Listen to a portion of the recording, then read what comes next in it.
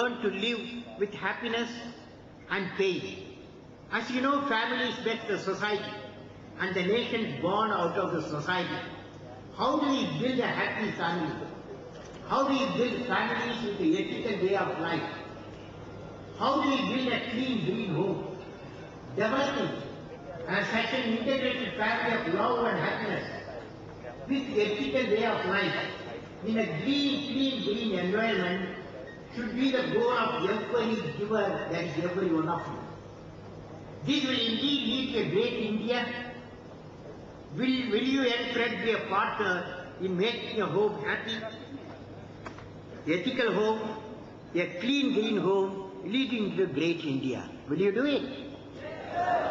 Now, dear friend, last month I had a unique visitor, Reverend Father Davis Chimal from Pericheri, Kerala. He requested me to inaugurate the Federation of Kidney Donors. At that time, one of his friends gave me a book, The Imprints of Love, written by Father Davis. From the book, I learned. What did I learn? I learned